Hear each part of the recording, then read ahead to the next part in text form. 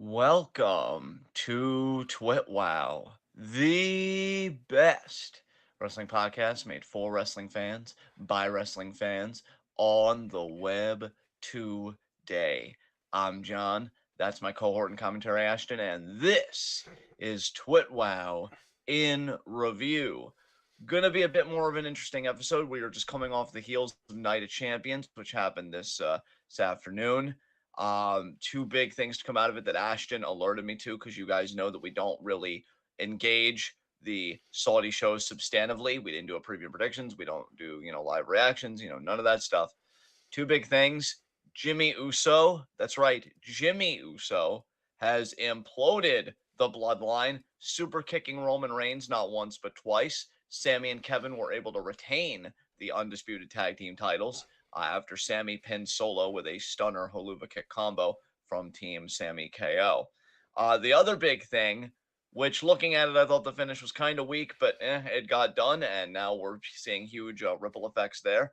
Asuka has beaten Bianca Belair. Asuka, the new SmackDown Women's, or excuse me, Raw Women's Champion currently, because they still haven't formally traded the titles.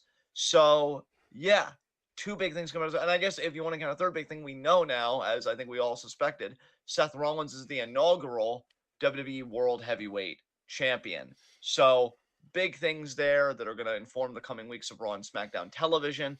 And then on the AEW side, we've got Double or Nothing tomorrow night. So, they kind of did their go home show, and I have some thoughts about it. You can imagine what those thoughts are. But yeah, we've got quite a bit to talk about. So, partner, how did you feel about this week in the world of wrestling? I, so just because Night of Champions is the freshest thing on my mind, the show was okay. Bianca Asuka to me was really great. The tag title match was really good, but of course the overbooking because of the ref bump and all that shenanigans. Everything else was completely forgettable to me. Um, I will say Gunther ass blasting Mustafa Ali was pretty entertaining. Ali put up one of those like really scrappy, like Michael Cole was like on the edge of his seat commentating his heart out, trying to make it seem like he had a chance, but we all knew he didn't kind of matches. Yeah. Um, Trish Becky was as mid as we thought it would be.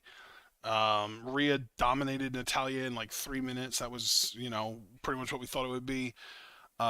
Style Seth was probably as good as most people thought it would be, but it wasn't really anything special to me. I was kind of bored by it. Yeah, that's pretty much the whole show. I pretty much just reviewed the whole show in about 2 minutes. So there There you you go. go. As far as everything else, though, I mean AEW, blah, bad, not good, in shambles. Um, the television leading up to Night of Champions is almost irrelevant at this point because it's before Night of Champions, and it was built to. It's like all of the stuff that they did on the shows was meant to be building up to Night of Champions. So now, like, I almost feel like it's a waste of time to even talk about that shit unless it pertains to stuff that might extend past Night of Champions, like for example the four-way women's tag title match that we haven't gotten yet. Yeah. Yeah, I mean, when you put it that way, shit. Uh, really not much to say. I mean, I continue to enjoy the Bloodline storyline. I enjoy the teases they did with Jimmy. I also don't know what this means in terms of character development for Jay. But that should be interesting to witness. I think Seth will have a great run. I think Seth has deserved a world title run for a while now. That's already been noted, well documented on this podcast. Zoe Stark being with Trish, I see that being very bland by the numbers. I could see Zoe being like a Trish sycophant, being somebody that genuinely did say thank you, Trish, because Trish had that on her gear as well for Night of Champions. So that's like whatever. I guess it's a good rub for Zoe, but I don't really care for Zoe, so it doesn't really matter to me regardless. Gunther continues to be a dominant champion. I'm happy to see Ali get opportunities like that. And yeah, just I guess that's really the extent of that. And dude, when it comes to AEW, I already told you because we talked about this when we were playing games together. There are times I'm angry at this promotion, which again is very well documented on this podcast.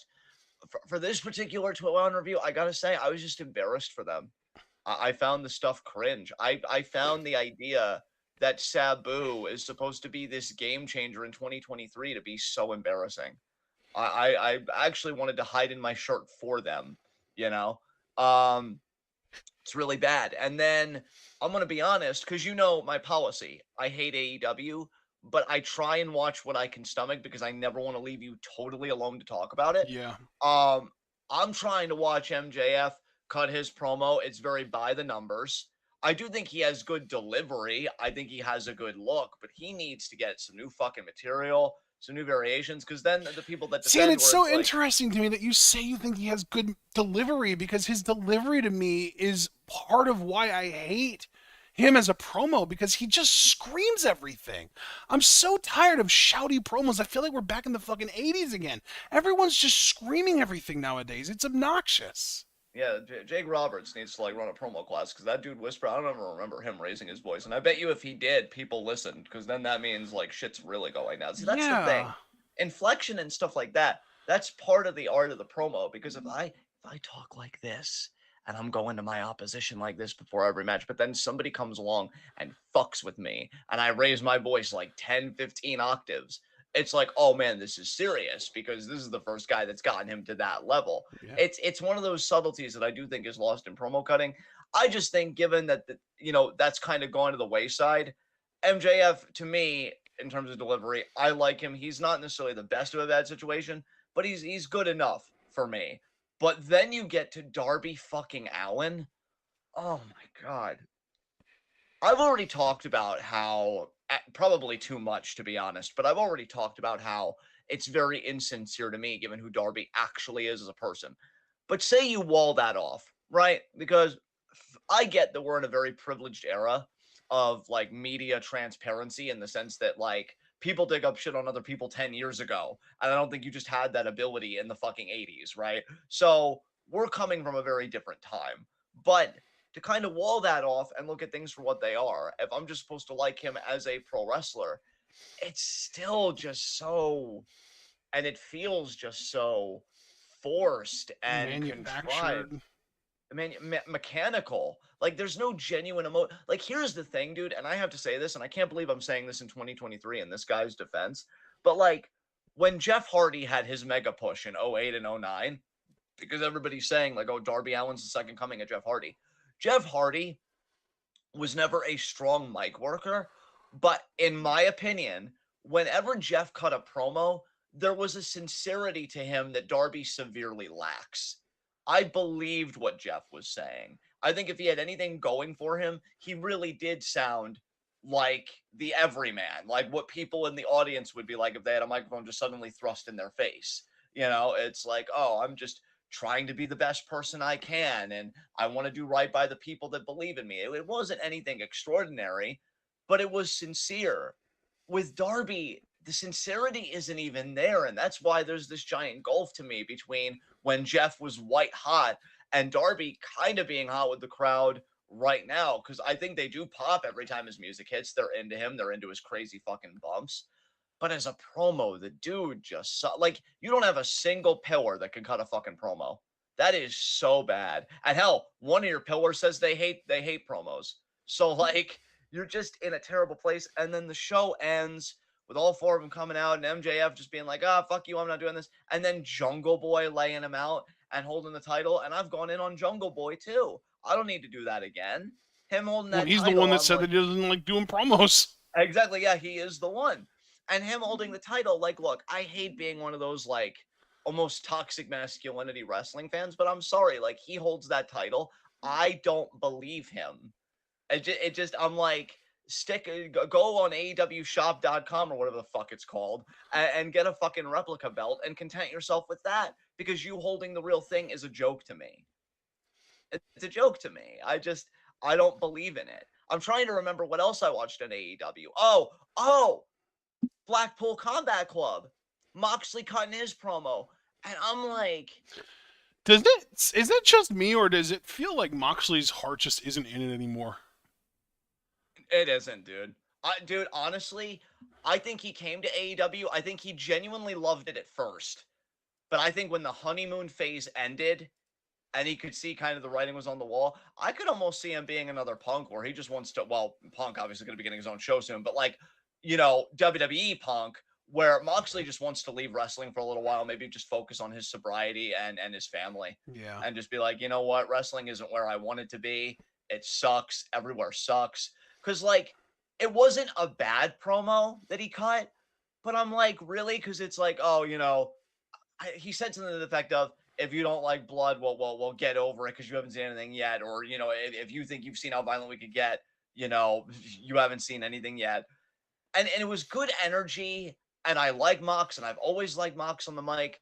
But I'm like, dude, do you even give a shit about this? Because Do you even want to be here right now? he's wanted a vacation forever. They probably still haven't given him that fucking vacation. They didn't give Danielson a fucking vacation. Like, I don't know, dude. It's so bad. It's so bad. And then circling back to Sabu, but like before the Sabu announcement, like I doubt that you laughed because I'm pretty sure you got your laughs out when it first happened, if you even laughed then.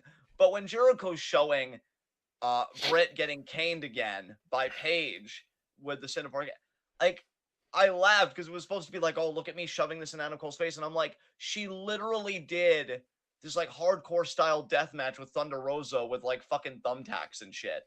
And I'm supposed to think that she's scarred for life. Yeah, and she her basically career's over. no-sold the fucking thumbtacks too. I remember. We don't forget. Yeah, and like you're supposed to have me believe that Paige, not Jericho, which would have had a little extra oomph, would have taken me to like 90s ECW, but Paige caning Britt just ruined her life irreparably. And what? Her and Cole haven't been the same at home. What, is she not able to look at him? Like, why didn't you save me from pretty much a part of the job? Like, even though it was very clear that he was fucking handcuffed, and anyone could see that, including her. Just watch the fucking tape back. Like, to me, the Sabu thing is just like, oh my god, they just keep making it worse. But just even outside of that, dude, I was actually in a call when that happened. Yeah. I was in a call with, I want to say it was Craig, Javaris, Curtis. I think Abel might have been there, but I'm not 100% sure. Dominique might have been there. There were a few of us in there. And I heard Adam saying genocidal, and all I could say was Sabu? And I wasn't laughing because I was too busy being confounded by the decision to actually bring in Sabu at all, which again I say fucking why, and B, to treat him like a difference maker in 2023, to treat Sabu like somebody that we should be fucking intimidated by, really. Jesus Christ. Dude, it's so bad. Like, I'm looking at this and I'm like, and I'm sorry, like, because I don't want to be mistaken for like a WWE ass kisser or apologist or whatever, right? Because I know how the fucking internet is. You can't tell me that Adam Cole wasn't cooler and more believable in fucking NXT.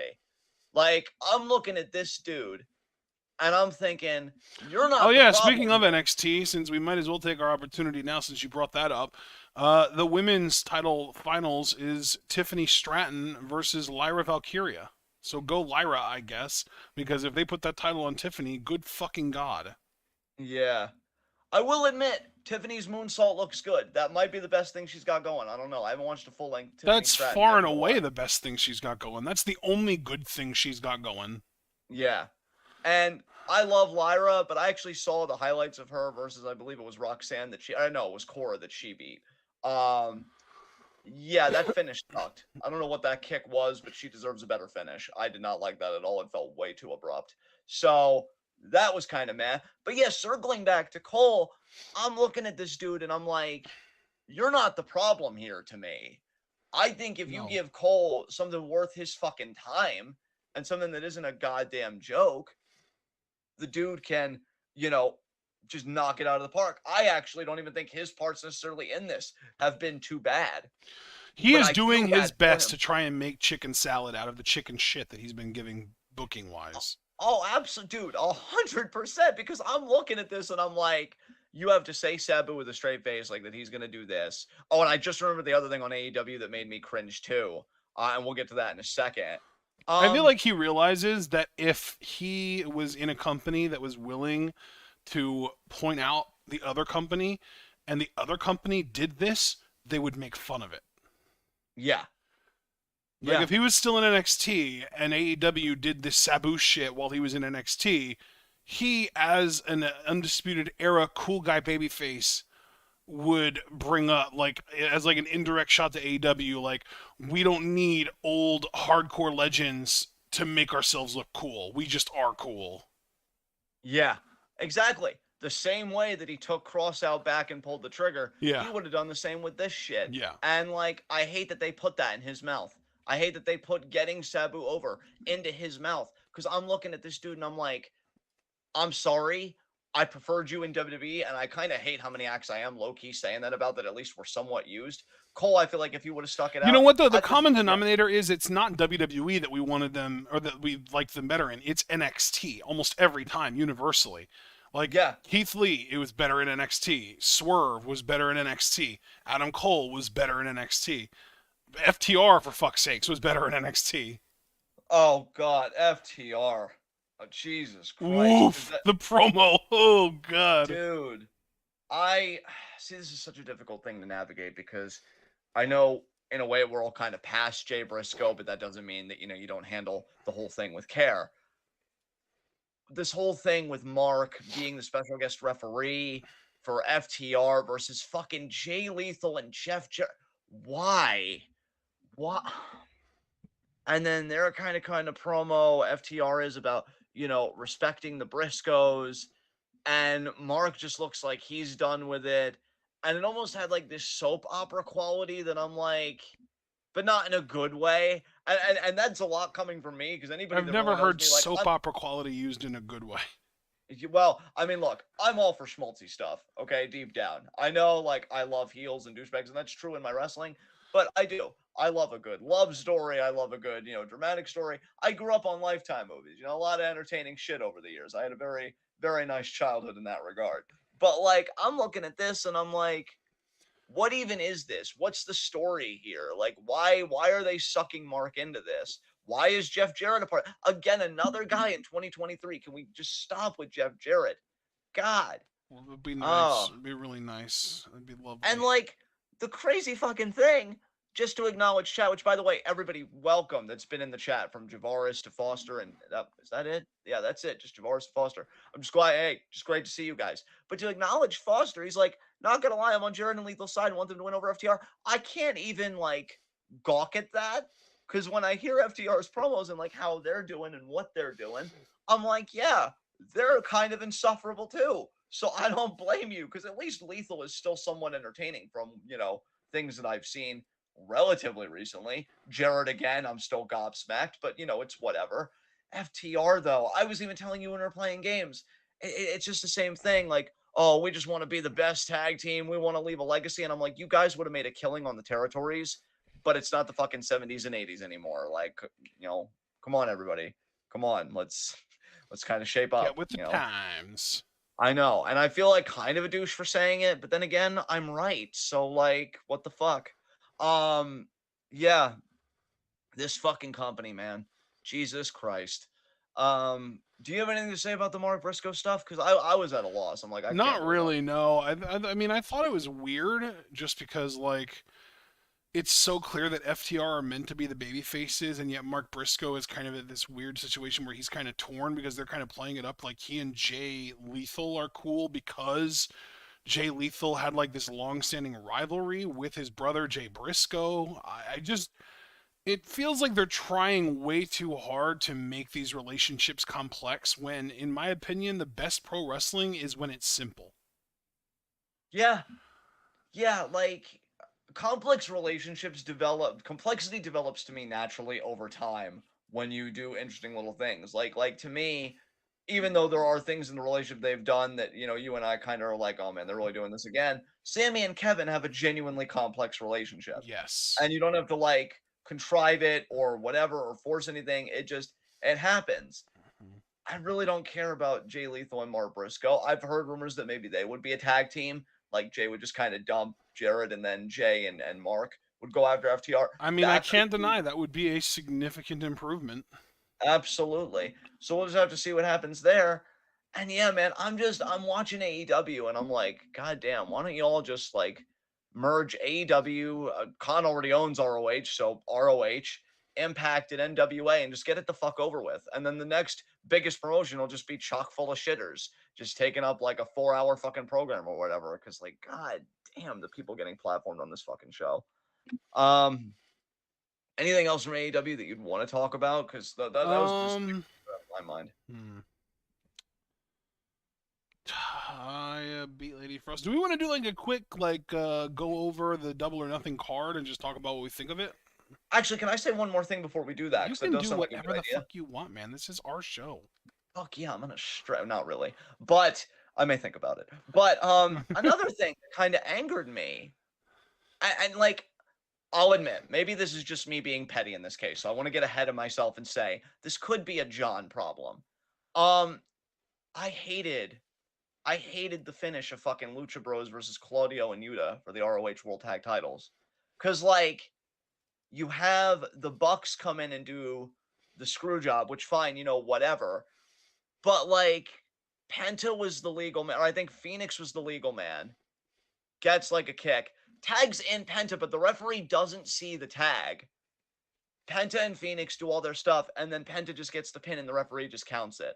Like, I feel like that makes your referee look incompetent because you can't remember the guy that was last legally in the match.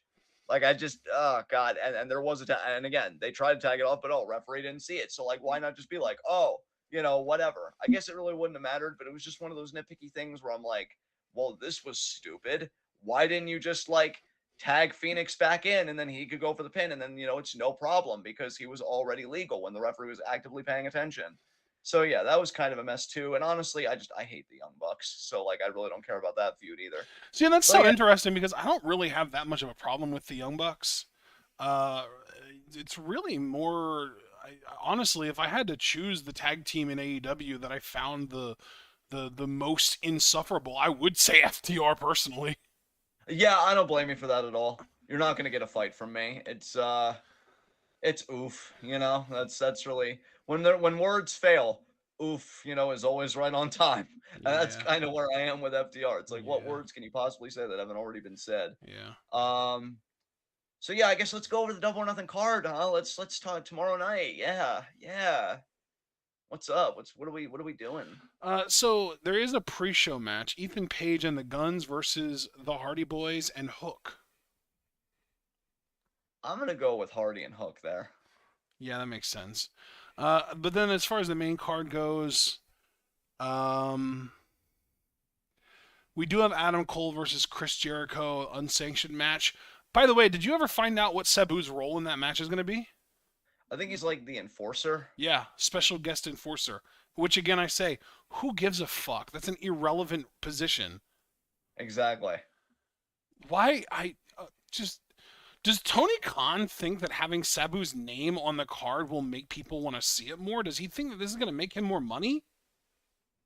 Or is Possibly. this like some Mark shit? Like Adam Cole or Jericho, more likely, I feel like, was like, oh, we got to get Sabu on one of our shows. That would be cool as hell. Yeah, oh god, that's probably how it happened. And then apparently Sabu did drugs on Instagram 24 hours after Dynamite. So, way to get a quick return on that investment. Uh, Jesus Christ. Um, I guess pick Cole. I Oh, I didn't. I mean, if you want to make it like a preview predictions, we can, but I hadn't really thought of it that way. well yeah, if we don't have to do that, fuck it. I really don't care. But yeah, Yeah. I was just speculating aloud. So next matchup. Let's talk about this battle royal that they're going to be doing. Did you hear about this? This Blackjack battle royal that they're going to be doing?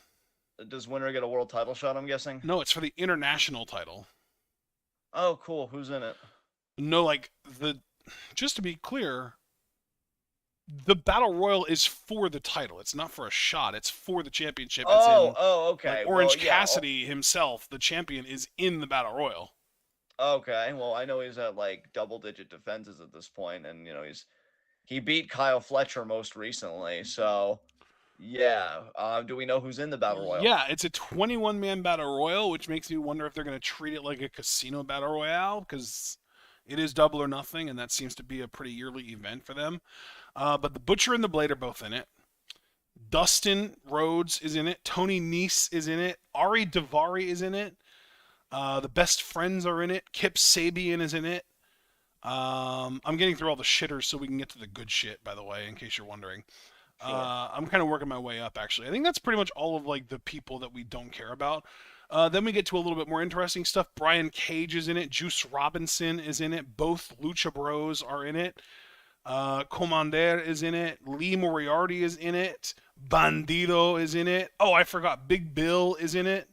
Um, I think that covers the back 2 rows. So now we get to the front row.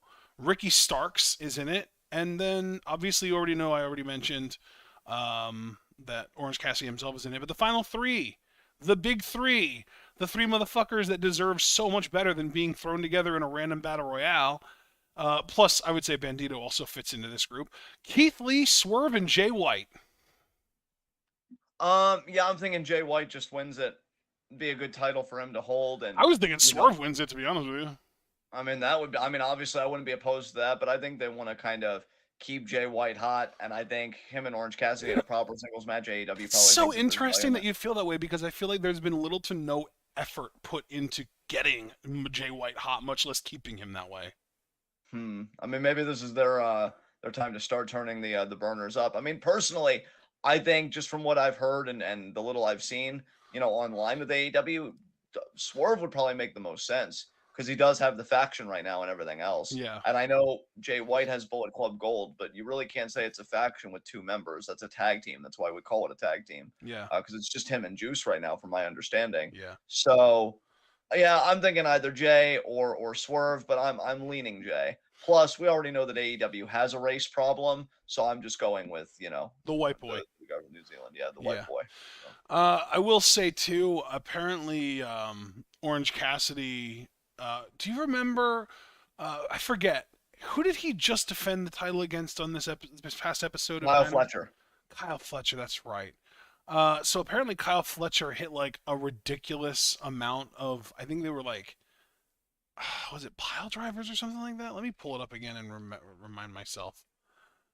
Um, AEW results. AEW Dynamite results.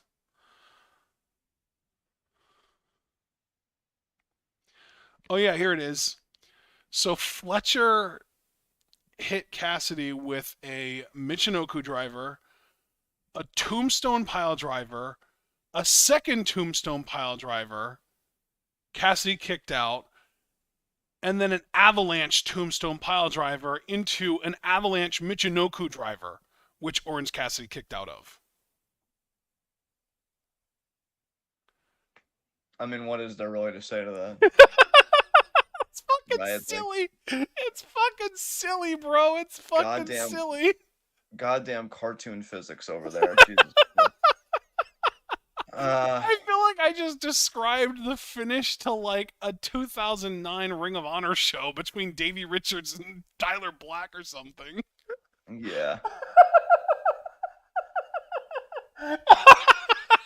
So And fucking dude, ridiculous. like, I don't want to go on a diatribe mainly because I just don't have the energy anymore for AEW. I really don't. But But that's like, why I'm saying though, like I'm not yeah, writing off the possibility that Orange Cassidy just retains. yeah, no, that makes a great point because Pat's kind of saying the same thing too. But I hate that kind of wrestling, bro. Oh I yeah, hate no, it dude, so much. 100%. And by the way, same, same. God, God, fuck me. Why isn't Bandito the champ? Fuck. All right. Dude, Then Bandito should have beat him a few weeks ago during that defense. That should have been the one. That was the one right there. It really was. and God, I wish I cared more about NXT because I'll be honest, bro, it doesn't seem like Dragon Lee's setting the world on fire in NXT either. So it's not like Bandito would have been better there, or maybe I don't know, maybe he would have. But I just want the wrestlers that clearly have transcendent appeal and could really be mainstream and be like those comic book heroes for kids to just get a fucking platform. And granted, on their part, not to abuse it and be pieces of shit, but that's on them. But I feel like even the good ones, or the people that I believe to be good, aren't even getting the platforms anymore. It's like Bandito's doing this fucking shit, and we're supposed to be happy. Why? Because he's like with AEW against the evil WWE machine. Which I mean, granted, fuck WWE, fuck corporatism in general. But Jesus Christ, Yeah. can't even beat Orange Cassidy, who used to be a comedy fucking wrestler, and now they're trying to make him a workhorse. And like, I don't know. I don't know. It's so fucking contrived. Everything is so fucking contrived. Jesus Christ. Ugh. Next. According to Alex Foster, Dragon Lee is competing for the Heritage Cup tomorrow. That's something, I guess. I wish I was more jazzed about it, but I think, that comes down to it being a me problem, Foster. I got to learn to demarcate, like, what's really a problem and what are just your feelings that are, like, negative about something that's happening. Because there is a important distinction there, but uh, next. By the way, just to sneak this in there, Dragon Lee is challenging specifically Noam Dar for the Heritage Cup. Yes. So, Yeah, yeah. Should be yeah, good. you said next, so let's get into what's next. That we'll might as well talk about Christian Cage challenging Wardlow for the TNT title in the ladder match, which Wardlow chose. He wanted this to be a ladder match. I want Christian to win so fucking bad, but I'm just thinking Wardlow wins. I know, dude. I know. It feels a lot like AEW kind of trying to recreate, the WWE sort of trying to quote unquote make John Cena by having him beat Edge in Canada in a TLC match, like having it be Edge's sort of hometown and his sort of preference match and stuff like that, and just having Cena win anyway. It feels very similar to that to me. Yeah, for sure. So, oh well. Yep. Fuck. Next. Um, I mean, have you heard the rumors about Jamie Hayter? That she's working hurt. She was working hurt and she's injured right now. Well, she hasn't worked a match since April. But yeah, no, the big rumor is basically just that she is seriously hurt, and Sean Ross Sapp specifically said something along the lines of he thinks that the AEW women's division is going to look significantly different in 5 days, and he said this like 2 or 3 days ago, than what it looks like right now. Let me actually see if I can find the exact quote here real quick. Because it wasn't that long ago that it got posted in Wrestling News. I love having Wrestling News as a resource to just be able to go back and look at. It's so useful. Yeah. One of my best calls ever, honestly.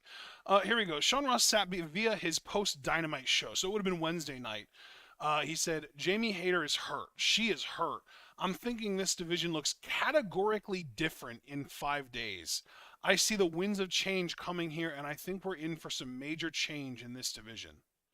And right now, being advertised for Double or Nothing is Jamie Hayter defending the AEW Women's World Championship against Toni Storm. Uh, so we think Tony just wins and brings it back to her faction?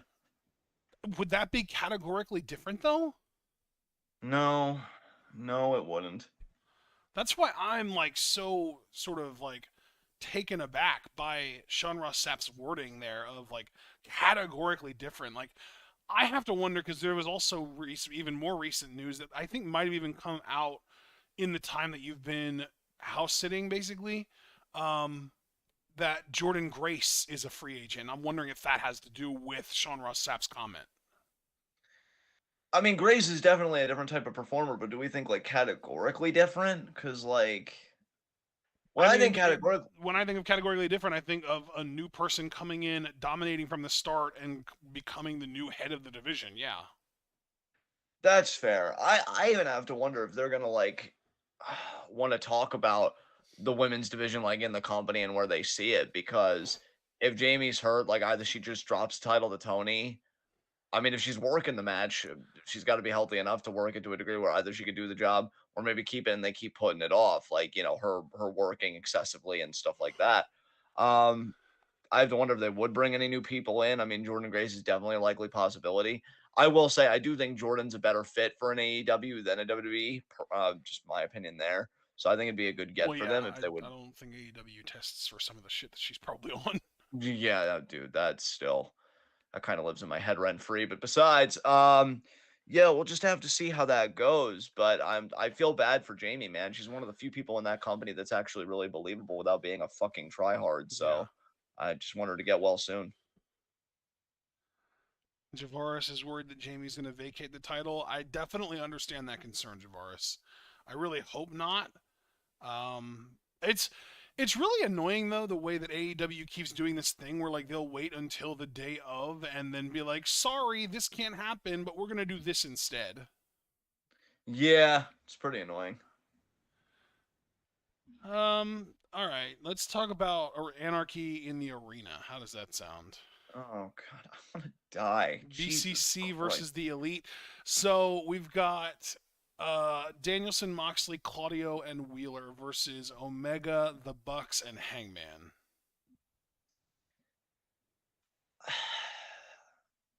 How did this? I'm asking sincerely, although I am absolutely exasperated, and I'm not going to deny that either. How did this rivalry start again? Was it Danielson's heel turn? It was before that, though, right? I Because they were attacking That's a the good elite before. question, actually. Yeah, because it was before that. Because Danielson's heel turn happened like while it was already kind of going. That's a really good question. Was it because of like a Moxley Omega thing, maybe? I think it was. Maybe not. Huh. That's a really good question. Maybe people in chat know better than us. Caster Sales has joined us, by the way. Nice to see you, Caster. Absolutely. I think Abel's asleep, by the way. I sent him a message 2 hours ago asking if he was asleep, and he hasn't even seen it yet, so I'm assuming that's the case. You know what? Good for him, man. I would take sleep over thinking about AEW. God damn. Love you, son. Keep making good life choices. Be better than me. It's literally not that hard. Pup, Um, proud of you. yeah. Um, Javara is speculating that Takeshita fucks over the elite. Javaris, of course they would. Of course they do that. I wouldn't even be surprised if that happened because God forbid Takeshita gets genuinely over as a babyface and people want to see him succeed. Oh, let's turn him heel. Because unless things have changed, my understanding was people actually really liked Takeshita and he had a chance to really get organically over, which is even more impressive given that he is a foreigner in America at a time, when xenophobia is especially bad. Always existed, always been bad, but it seems like heat's burning a little brighter these days. And here comes a guy that people actually like and want to see succeed. No, no, can't have that because he's got to represent that wrestling. How is this any different in like mindset to the JAS? Like they're all like, oh, we're sports entertainers. Now BCC are like, oh, we love wrestling even though we use screwdrivers. It's like it's so We're stupid. professionals. God, can we get some multi-layered fucking identities in this company, please? Like, Christ. What's that? I'm literally rubbing my temples while I'm thinking about this goddamn product. I You hate know you. what, John? Hate I you. just want to let you know I believe you. Thank you. Thank you. That actually, you would think that it wouldn't mean a lot, but it actually does. Because this fucking clown car of a wrestling promotion that just decides to shove in whatever the fuck it wants and be like, "Come on, we're going for a ride." I didn't consent to this, Tony. Yeah. Fucking piece of shit. Uh, oh Fucking God. And now Foster billionaire agrees with scum. Takeshita fucks over the elite. I mean, probably. I mean, we're not making this a formal preview and predictions, but if I was to think about a winner, that's why I asked how the feud started. Because I'm like, might as well make the BCC win so you can make this go on another 5 months. But hey, at least unlike Swerve and Keith, you can say that they've at least had a match together. I mean, yeah, the thing is, like, the big prominent rumor that everyone is kind of leaning into right now is there's going to be a moment where it seems like Takeshita is going to help the Elite win. He's going to cost them the match, and that is going to lead to eventually Ibushi showing up to help the Elite. Oh God. Because And clearly like we need a new Japanese guy to counteract the other Japanese guy. That's how these and things not work. only that, like, I'm gonna sound like such a dick. And Javaris, to you especially, I apologize. I ain't trying to start beef with you or anybody. I like Ibushi. I'm happy for Ibushi that he's healthy. I was so scared about him for a little bit, but I gotta put my foot down and be honest. Don't give Ibushi this fucking spot. That should have been his fucking rub. You're fucking Ibushi. You couldn't give him his own storyline, so you're gonna have him come in and like it would have been super cool for Takeshita as the young upstart that said like, "Oh, I want to put more time in AEW. I want to make AEW home, and this and that." You could have given him the big babyface rub, standing up to these grizzled, established pro wrestlers that, let's be honest, as far as Claudio, Danielson, and Mox, the three big guys, came from the other company. So that stench makes them like semi-permanently heel. I know Danielson was able to get over because he's that fucking good when he's not dealing with constant chicken shit all the fucking time. But like You're really just gonna be like with Takeshita. No, just you're not getting the babyface rub. You're not getting the star making moment. We need to give that to Ibushi, who's like what 39? Is he 40 now even? And we're just gonna do that rather than give him his own storyline separate from everything else. Ibushi is 41, bro. God damn. And I like Ibushi. I don't like saying this right now because I like Ibushi and I love Javaris and like I don't want to take the piss out of anyone, but like that's stupid. I'm sorry, that's stupid. I would even say Ibushi's too good for that storyline personally. That's what you give him, and I get it. I get it. Golden lovers, everything else. But God, like, why this way? Jesus. All right, we'll see what fucking happens. Is there anything else that's on this? Oh, Dude, well, yeah, of I was course gonna there say, is. we're not even halfway through the card. God damn it, I hate my life. Fuck. Next. Tag titles, FTR versus Jarrett and Lethal. We already knew about that. Yeah, fuck them. Mark They're Briscoe, by the old. way, is the special guest referee. So, like, part of me legitimately thinks that Jarrett and Lethal are going to win this because Briscoe's going to screw FTR.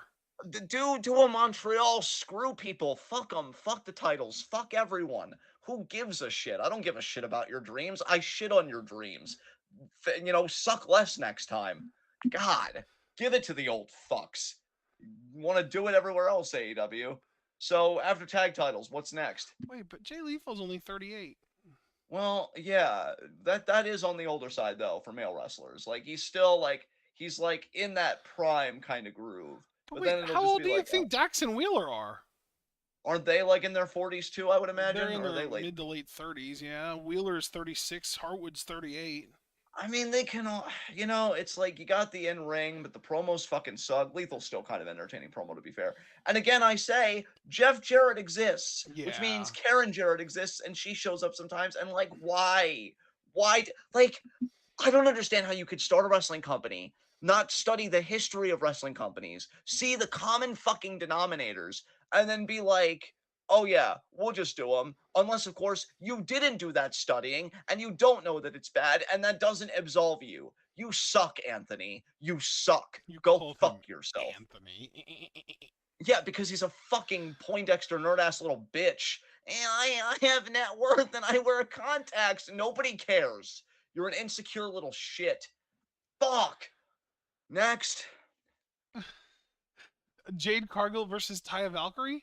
I don't actually hate this. Okay. I honestly, if you would have said anything other than that match, like if it would have been like Action Andretti versus some shit, I would have told you, and I wouldn't have cared how dark it sounded. Like I could feel a tumor forming, and I'm rooting for the tumor. Holy I'm actively rooting for the shit. fucking tumor. Like so, no. Thankfully, that's suppressed for now. Um, I think you've there are people. concerned my mom, by the way. You know what? She should be. She should be because there's shitty wrestling out there and it's ruining people. Mostly us. Mostly us and poor Javaris. I feel like Javaris' mental health gets worse every time we talk about AEW. There's reason to be concerned. This shit's radioactive. Um, People are speculating, and I say people as if I'm in the know, as if I give a shit. The only person that matters that I'm actually referring to here is Gala. Love you, Gala. Big glomps. And she's like, oh, Taya's winning. In the words of Edge, I beg to disagree. I think Jade just wins again. Same. And yeah, I still, yeah, dude, and I hear this. I think this is gonna end up being the show that Chris Statlander returns on. yeah, dude. And you've been pushing Statlander for a while. Like you guys could go back to the archive. I feel like even in some earlier episodes when we were talking about Jade, way back when they were still burning this goddamn streak, it's like, no, it's gonna be Statlander. It's gonna be Statlander. I kind of hope you're right because that'd be a pretty epic prediction to get correct, my man. And I like Taya too. Nothing against her, but Well, dude, do you know again, why I keep on being so insistent about it?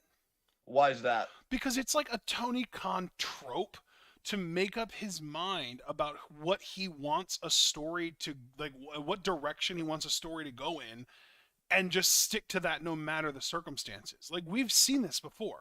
We literally like when Swerve did the fucking stomp to Keith Lee, rather than giving Swerve something else to do, Tony just took him off TV completely until Keith was ready to return. And now, granted, they're both on TV and not interacting with each other nearly enough, and we still haven't gotten a fucking singles match, which is absolutely absurd. But like, this is a Tony Khan thing where he will make up his mind about something and he will be like, okay, that's what is going to happen. And it doesn't matter how long it takes. It doesn't matter how many obstacles this storyline has to overcome in order to happen. It's happening no matter what. And I think that he just has his mind set on Jade having that title until Statlander is ready to take it from her. Yeah. Yeah, you're probably right. I think it'll be a good match. I like Taya, but similarly to Ibushi, honestly, I don't think Taya needs this. I would have rather she competed for the just AEW Women's Championship proper. I wouldn't have even minded if she stood up to Paige and her cronies, as a Is there babyface, a or reason maybe. you keep calling her Paige, by the way, or is it just like? Oh, I'm sorry. Yeah, dude, it's been a long fucking weekend for me. Soraya, right? But yeah, Soraya and her cronies, or maybe even join them, because she very briefly had the WWE stench, even though she hated it, because it's like, what the fuck am I doing here? So I just feel like TBS division is kind of weird for her, and I feel like anybody that beats Jade should be somebody that gets the rub. Yeah, How old is Statlander anyway? Do we even know? that's a good question. 27. See, yeah, that I'm like, give her the fucking rub. So hoping Jade retains, because like again, I love Taya to death. She don't need this shit. Factuals of the Yes. actual variety. Next matchup.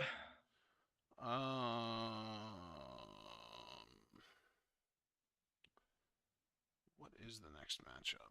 Let's talk about uh Adam. Wait, we already did that. House of Black is doing an open house 6-man tag team championship for the AEW Trios Championship, and it's an open challenge. Oh god. You know who I would love in this? Andrade, Rush, and somebody else to join like their little AEW LIJ faction, whatever. Don't do that to me, man. Don't do that. I just did. I'm not suffering alone. That's not nice. No, you're right. I'm very spiteful right now. No, but House of seriously Black. though, that's incredible. Andrade Rush and I think the other guy is Dualistico. Okay. Okay, yeah. In La Facción Ingobernable. Yeah, that could work. That could work. Um, unless you wanted to do like a Comandar or a Vikingo. Well, That could also. Commander is already in the Battle Royale, and I don't think Vikingo is even in the U.S. right now. Fair enough. Yeah, you're right. I actually forgot that he was in the Battle Royale. My apologies. If I had to guess, I would say if it's going to be anyone, it's going to be Dualistico. Oh, you know what Yeah. though, dude? You know what? It's AEW. It's going to be Preston Vance. Oh, God, that's hideous. You know that's how it's going to be, though. You just know. Cash Sales feels like it's going to be the Acclaimed, so I guess, yeah, the Acclaimed and Billy Gunn. Didn't they retain against them already? That was a rumor that it was going to be them. That was what I think Curtis said that earlier in the call while we were all watching the Saudi show. I mean, to Curtis's credit, I feel like with stuff he keeps the finger on the pulse of, yeah, he might not be wrong. You know what, though? I bet you if you would ask him directly, he would say he doesn't even watch AEW. Yeah, probably. So yeah, I hope that I'm right, because Andrade deserves, to fucking wrestle, because he's and you know what though, he's literally on the promotional material for AEW Collision, so like, that's a thing. Yeah, can't wait to see him job to CM Punk. Why you gotta say things that are meant to hurt me, man? Alternatively, why do I gotta say things that are true? I don't know. Same thing, yeah. Yeah. Christ. I'm sorry, okay? But did you ever consider the fact that I'm not the problem, Anthony's the problem? I wasn't questioning that. Anthony is clearly the root of the problem, but you don't gotta go spreading it. You know what? You're right. I need to stop acting like the Rona and, proliferating the infection of my deep-rooted cynicism. Be more of a comrade. Yeah, there you Act go. less like Corona. You silly little shit. I love it. All right. Kudos to House of Black, though. I really do think they're trying to make the titles interesting. And this is another thing, too, if I could make a more serious point. One of the worst things that happen when you start to turn on a promotion altogether is, like, it even affects you with the people that you do actively want to support. Because I like House of Black. I even like Julia Hart in House of Black. Yeah. I think all of them as a unit, they seem to gel really well together and they make good TV. And I'd love to support them, but I'm like, guys, it's just that's such a big ask for me. And I can't do it.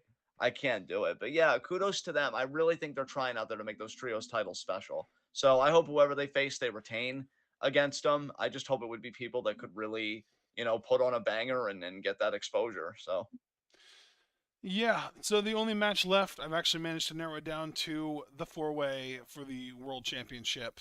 MJF, Sammy G, Darby A, and Jack.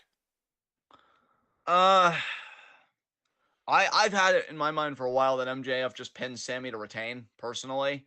Now I'm not so sure though, because it seems like Sammy's getting over, which like AEW fans, you were doing so well for a time because you were even chanting "fuck you, Sammy" when his backstage stuff came out, and now it's like he's winning you guys over, and I'm like, well, that lasted.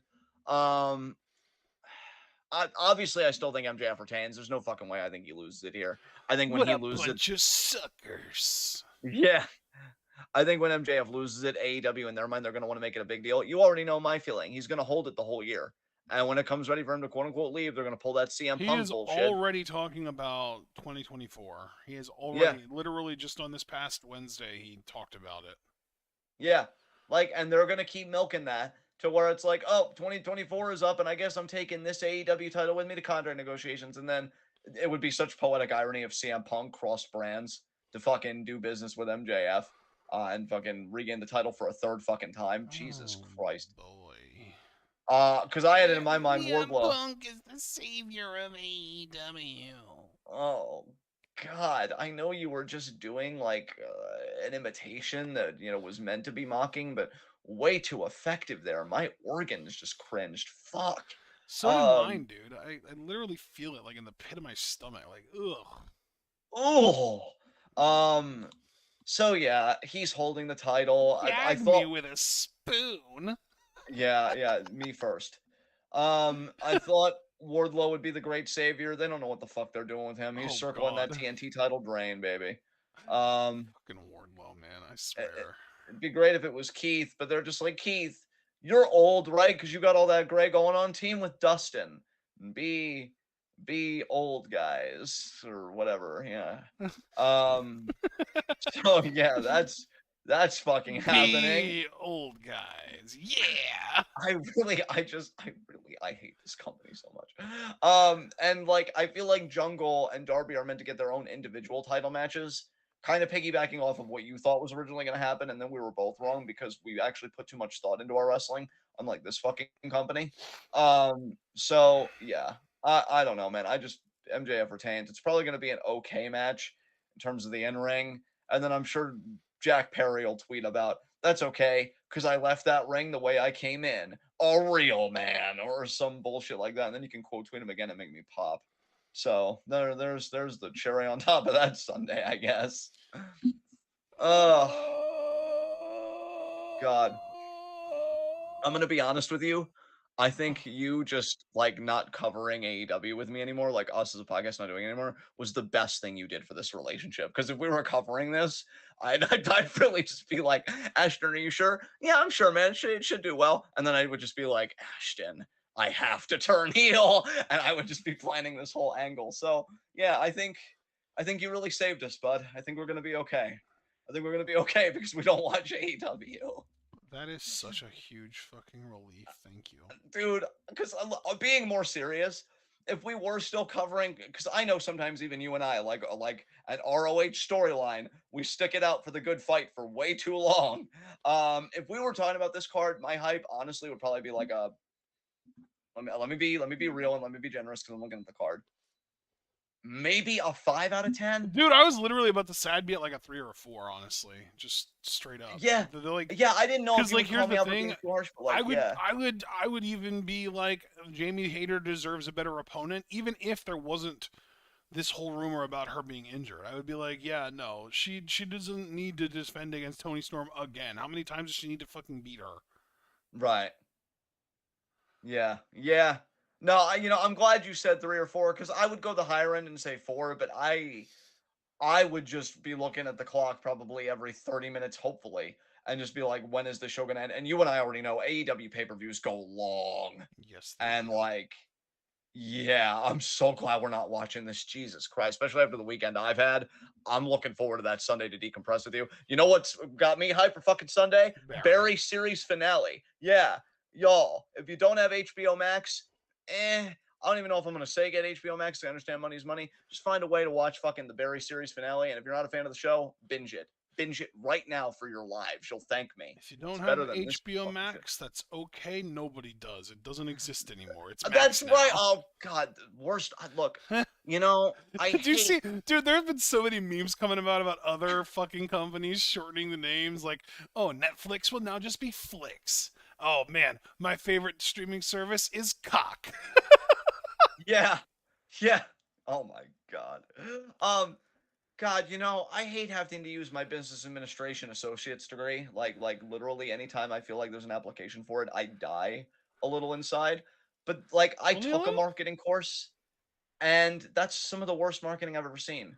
Why just call it like I wouldn't even know what that like Max Prison, Max Payne, the greatest game trilogy that I've ever played. What Max? Max Steel, an old cartoon from the 90s? What are we talking about here? No, Max the Max streaming from the service. Goofy movie.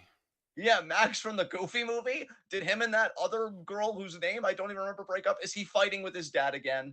Can't he just let his dad love him? But at the same time, the dad's kind of overbearing too, so I get it, low key. Bro, he's a single father. He's allowed to be as overbearing as he damn well pleases.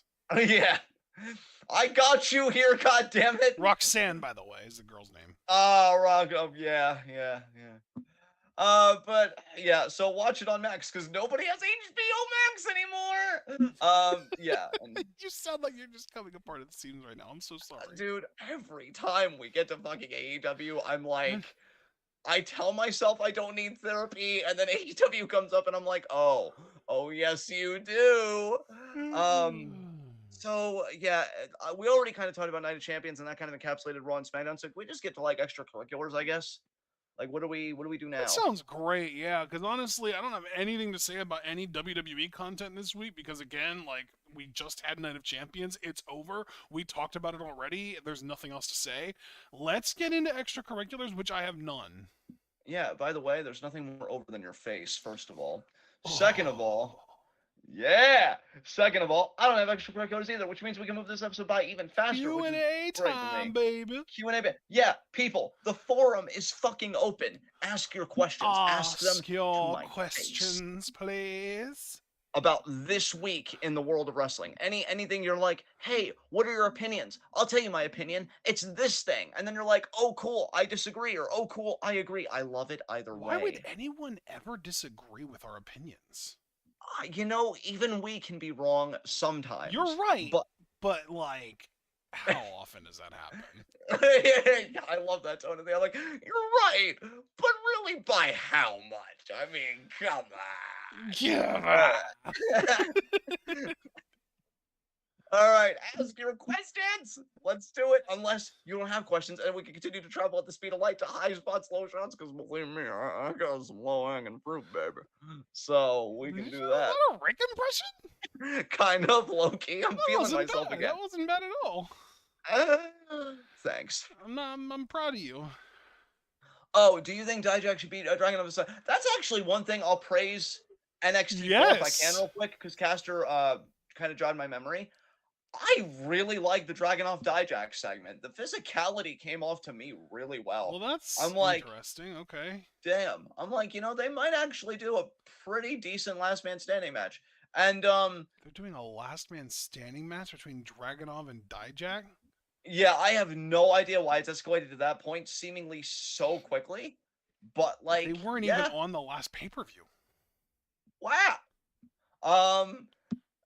Yeah, I guess he should beat Dragunov. I mean, I don't like when Dragunov beats like two imposing guys. I still haven't forgotten him making Gunther tap out. So, yeah, maybe just have Dragunov take that L.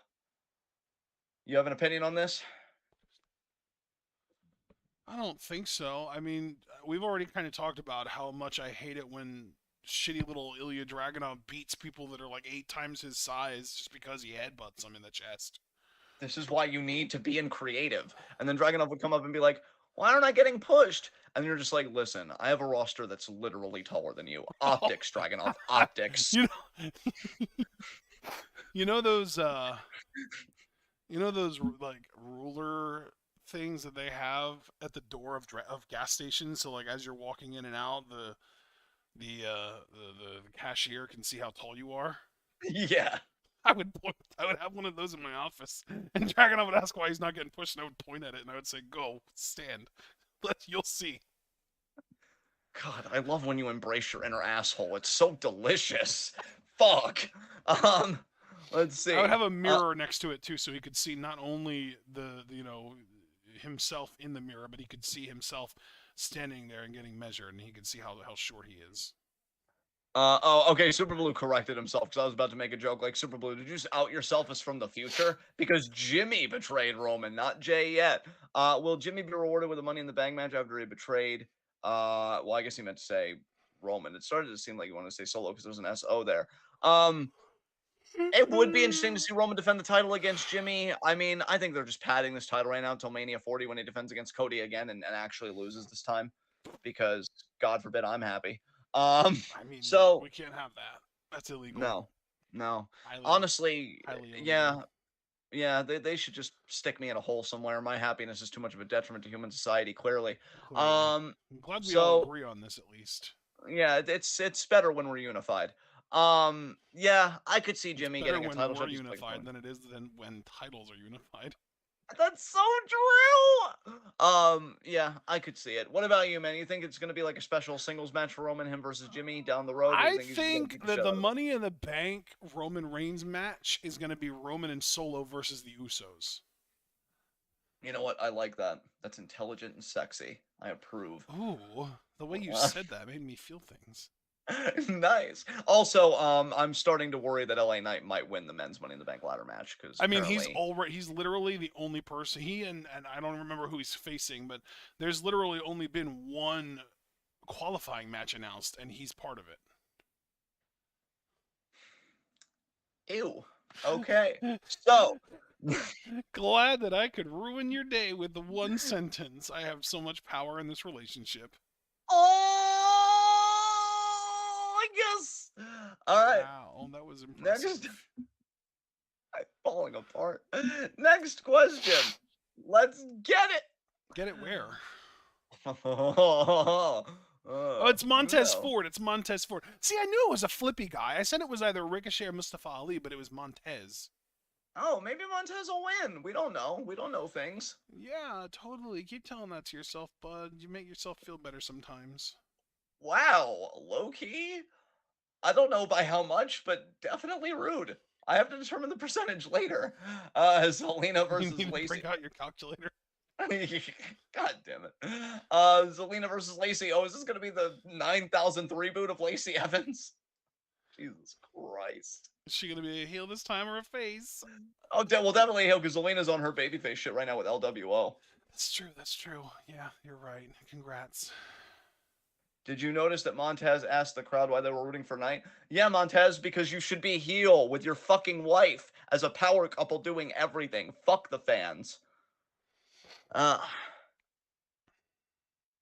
um, I meant, will Jay get to be in the Money in the Bank match after he turns on his brother? You think he's gonna choose Roman over Jimmy? See, that would be an interesting wrinkle. That is possible. Dude, I'm open to that possibility because like we've talked about this before.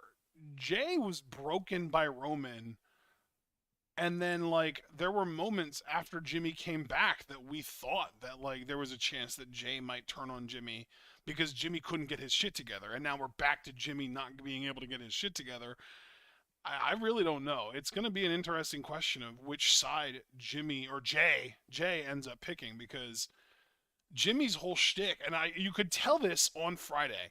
Jimmy's whole thing is all he wants in life as a character is to team up with his brother and win tag gold.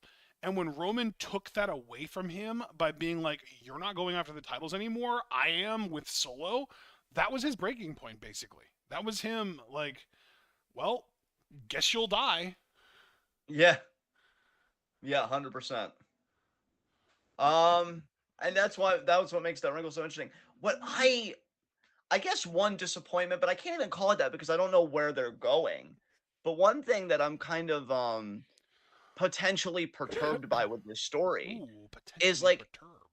I know you appreciate alliterations. I was looking out for you really with that one.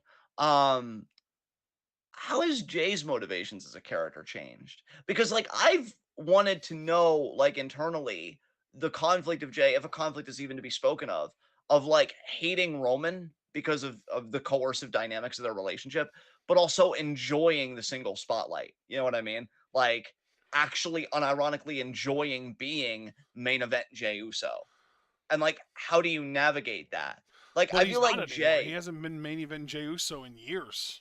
yeah, and that's kind of the problem because when Jimmy came back, and Jay never showed any resentment for that either. And so I feel like that was kind of a missed opportunity because I feel like of everybody in that faction, Roman has complexity himself. I'm not trying to deny that, but I feel like behind Roman, Jay had the opportunity to be the most complex person in this faction. And I think for me personally, and again, this is somebody that I like the story. I'm not trying to take the piss out of the story. I do sometimes wonder if they kind of sacrificed complexity for the sake of convenience. And don't know how I feel about that. So, yeah, we'll see. But I'm still having an eye very much on Jey Uso for sure. Yeah, Very much on him. definitely. Any other questions?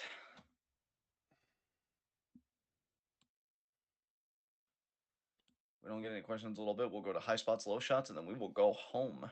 And by the way, Super Blue, to answer your question, if Jay does betray Jimmy and stick with Roman, I still don't expect Roman to put him in the Money in the Bank ladder match because, again, that would imply that he, well, I guess there, well, no, I feel like he would put Solo in it to go after Sethington. Yeah.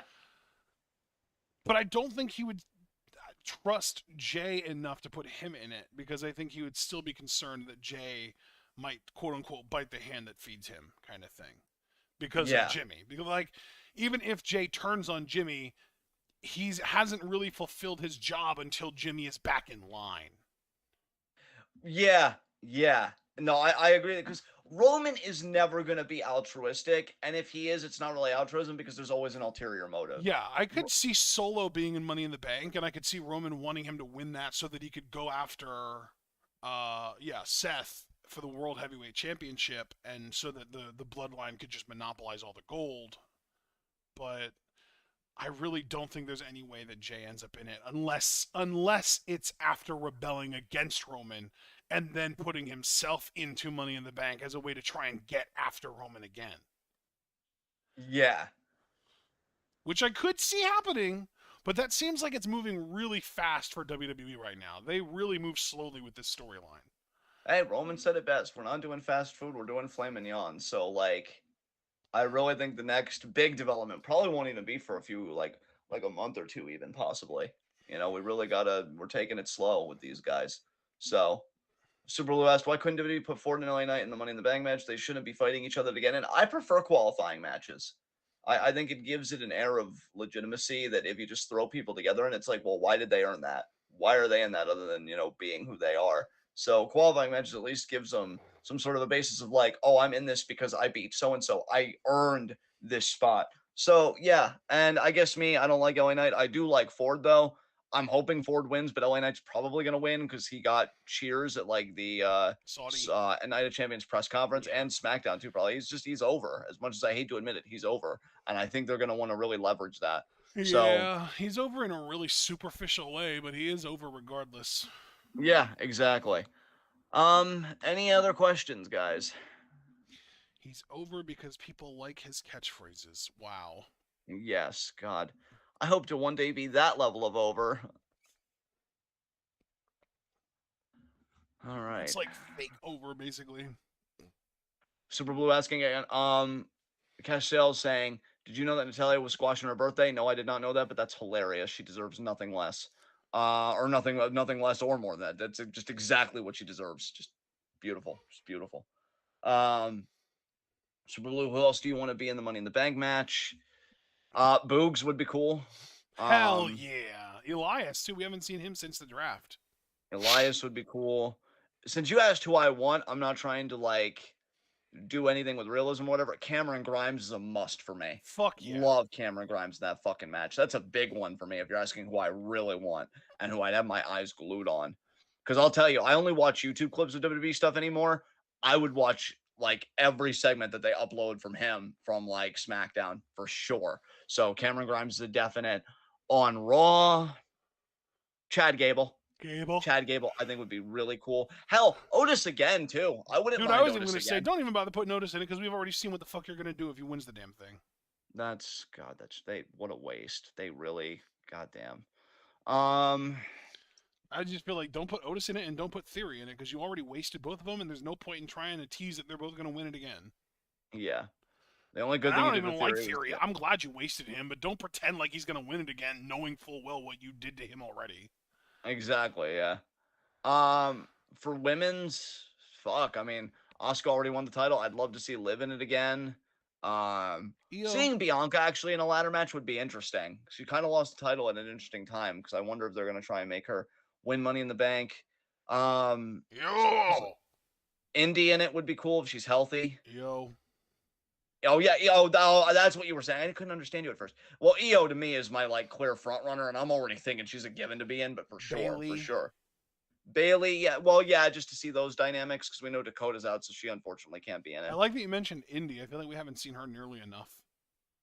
I know I said I'd like to see Liv in it again, but she's probably going to be out for a while. She's probably going to miss Money in the Bank. Liv, we might not see Liv until next year's Mania, honestly. Jesus Christ. Because, like, remember when Claudio, when he was Cesaro, when he had the torn rotator cuff and he ended up missing, like, a year? Yeah. Fuck. Yeah. I mean, I think that had complications, but still, a torn rotator cuff is not an injury that you recover from in a few months. That's a bad injury. Oh, you know who else I'd like to see for men's? Well, two people. One just to really just continue to milk it, and then the other because I've been missing this dude. Big E on one end, Dominic Mysterio on the other, just to see the fucking heat in the UK because that dude is universally fucking hated right now. Him or Priest, honestly, because Priest has been doing good work in the UK would be fun. Balor in the UK would be fun. So really, any male member of Judgment Day, I'd be cool with. What was that last thing you said? Drusev, yeah, since he worked out his shit with WWE, that would be cool. Yeah, my mom is insisting that he's going to be showing up on Monday. I hope for her sake that she's right, because I know a lot of people have been missing Drew. Hell, I missed him, so that would be cool. I wish she would have kept track of where she read that, so that if he doesn't, she can delete particular source from her life. Yes. Caster Sales, Grimes and Corbin are feuding. Do you care? No, I do not. Grimes deserves a better feud. So wake me up when he's feuding for like a title or something. So yeah. I can't believe they're feuding. He already squashed him. Why are they feuding? He just proved he's better. Yeah, exactly. In seconds. In fucking seconds. Exactly. God. All right. Any other questions? Any predictions for NXT Battleground or skip? I was skip energy all the way. I really don't pay enough attention to NXT to care. Beyond a few acts. Do you know anything about the card? Isn't Braun challenging Mello? I just think Mello's going to retain. We know Indy's facing Lyra Valkyria, right, for the vacant title. I think Tiffany. Excuse me, yeah, Tiffany. Tiffany's going to win it. Yeah, and that's the Creed really all I know. The Creed brothers are challenging the Predators for the tag titles. The fuck is that? Gallus, the Predators. Oh! You meant Predators was like speaking out. I thought that was like a tag team name, bro. You gotta be better about that. That would be a cool tag team name if it didn't have horrible implications. Yeah, because I'm like, what? Did somebody do a ripoff of the fucking movies? What? But yeah. I mean, I like the Creed brothers, but I'm just guessing Gallus is gonna retain. Ilya Dragunov versus Dijak is happening. That's right. I'm thinking Dragunov, but I'm kind of hoping Dijak. By the way, dude, this show is happening at the same time as Double or Nothing. I prefer this show, honestly. Like, that's kind of sad. Wes Leeds defending the North American Championship against Tyler Bate and Joe Gacy. Jesus fucking Christ, NXT. What have you done to our boy? You really couldn't just give me Wesley versus Tyler Bate one-on-one? You had to throw Gacy in there? Yeah, that would have been way better, for sure. We've also got that Noam Dar, Dragon Lee Heritage Cup match as well.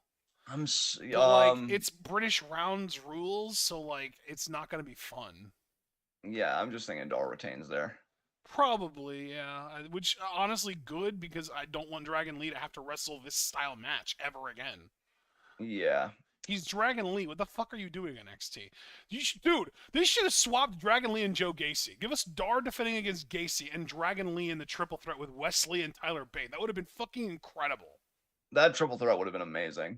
I That's what think the I'm highlight of the fucking show. right. Yeah. That's what I'm saying. They fucked I up bad. low key really getting tired of my face being disrespected by pro wrestling because this shit's getting ridiculous.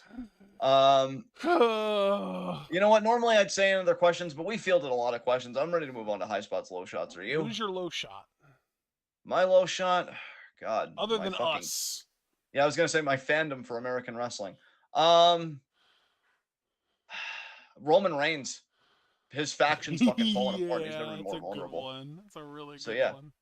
Roman Reigns. I mean, just kind of sticking along the theme of people who lost at Night of Champions, Bianca Belair on my end.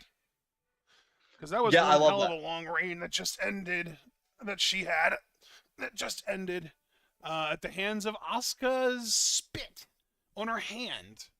Yes. Ew. Um, high spot. Bork Laser for beating Cody and not letting go of the Kimura after the match ended. That's pretty cool. I like that. I kind of hope that Cody's still in that Kimura, but I doubt it. Who's your high spot? Oh, fuck. Who is my high spot? You know what? I'm going to keep this real short and sweet. It's Sami Zayn. He got probably the biggest pop out of anyone in Saudi Arabia. He got the winning pinfall, and he pinned Solo Sikoa, which isn't something that just anyone can do. Yeah, he's now in an exclusive club with checks notes Cody Rhodes. Rhodes. Oh, fuck. Finish the God. story, Sammy. By the way, did you hear what happened in that match? Did you hear about the result of that? Oh, that he passed out to the Yeah, Kimura and yeah, Brock he kept passed in. out. Oh god, Jesus fucking Christ! And I he wrestled with the swear. cast like a tough guy. Yeah, he even used it some points for offense. Like he clunked Brock in the face with it and stuff. That's so cool. God, Cody, you're the best. He's such an inspiration. I want to be him one day. Yeah! Yeah! Who doesn't want to be Homelander from Wish.com? Alright, let's get the fuck out of here. This has been TWitWoW in Review, the best wrestling podcast made for wrestling fans, by wrestling fans, on the web today. I'm John, that's my core and commentary Ashton. Guys, be sure to like the videos you file out. Check out everything we're involved in the description box. Subscribe to the bell icon so you don't miss any of that TWitWoW goodness. Follow us on Twitter and Twitch because we are the best wrestling podcast in all the IWC. And if I understand correctly, I mean, obviously Monday, Discord members join us for games at 8, as we chill out during Monday Night Raw. But then as far as I understand it, as far as content goes, Tuesday at 10, we'll be hopefully reacting to the Stardom 519 show, but we'll also be reacting to the tag team matches and really just the preliminary matches on the 514 show. We're going to be skipping the whole Himeka retirement like gauntlet / ceremony because it's like an hour 14 minutes and we don't want to be sad and depressed because I love Himeka and as far as I'm concerned I made my peace after her match with Micah so at All-Star Grand Queendom, so that's fine by me and that's kind of what we've discussed. So Tuesday at 10, 519 show with preliminary matches from the 514 show preceding it. Live reaction is going to be a good time. So until then, guys, be good to yourselves and each other. Tune in. Peace out.